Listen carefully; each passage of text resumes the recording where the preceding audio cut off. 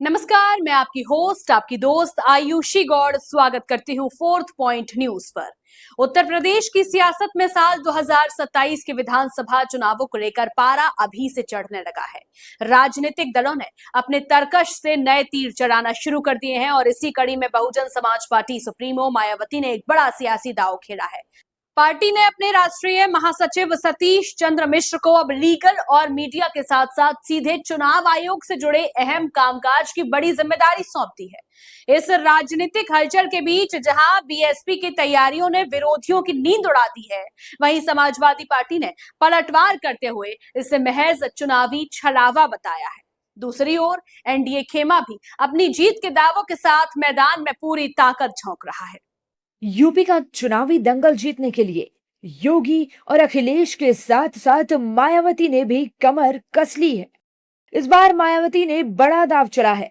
मायावती ने सतीश चंद्र मिश्र को बड़ी जिम्मेदारी सौंप दी है। अब सतीश चंद्र मिश्र लीगल और मीडिया के साथ साथ चुनाव आयोग संबंधी काम भी देखेंगे। बीएसपी सुप्रीमो मायावती ने एक्स पर लिखा, उत्तर प्रदेश में आगामी विधानसभा आम चुनाव 2027 की तैयारियों के मद्देनजर बीएसपी के जनाधार को सर्व समाज में बढ़ाने की जमीनी मजबूती के साथ साथ पार्टी उम्मीदवारों के चयन और उनके नामों की पार्टी के विधानसभा स्तरीय कार्यकर्ता सम्मेलनों में घोषणा करने की प्रक्रिया भी चल रही है, जिसको लेकर विरोधी पार्टियों में काफी बेचैनी है और सत्ताधारी पार्टी बीजेपी और अन्य विरोधी पार्टियों में भी अब अनवरत बदलाव होना भी स्वाभाविक है। मायावती ने पार्टी का जनाधार बढ़ाने और 2007 वाले सोशल इंजीनियरिंग मॉडल को दोहराने का प्रयास तेज कर दिया है। वहीं सपा ने मायावती पर पलटवार किया है और दावा किया है कि ब्राह्मण समाज अखिलेश यादव के साथ खड़ा होने को तैयार है।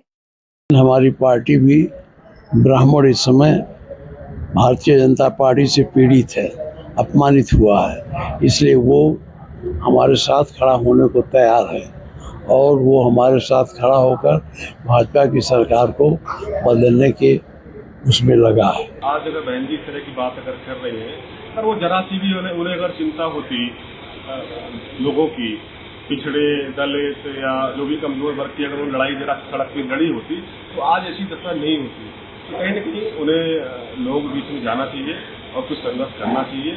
मायावती के दावे से यूपी में सियासी गर्माहट बढ़ गई है। वहीं एनडीए कुनबा समाजवादी पार्टी पर भड़क रहा है, जो अखिलेश, बीजेपी और उसके सहयोगियों पर निशाना साध रहे हैं।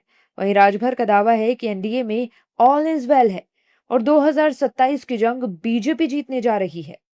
अखिलेश जी को इस बात का अंदाजा है कि 2027 में उनकी पार्टी का हश्र ममता दीदी की तरह बहुत खराब होगा, इसलिए अपने कार्यकर्ताओं को रोकने के लिए सत्ता बनाने की बात कहकर वो अपने मन को समझाने का प्रयास करें। भाजपा की चिंता न करें, लोग अपना घर संभालें, क्योंकि लोगों के घर पे बहुत सारे लोग जो है भाजपा की नीतियों का समर्थन कर रहे हैं। यहाँ ऑल इज वेल है, यहाँ कोई दिक्कत नहीं है, सीट का झगड़ा नहीं है। हम सब लोग मिलकर के 27 में सरकार 2017 से ज्यादा सीटें जीत के बनाने जा रहे हैं।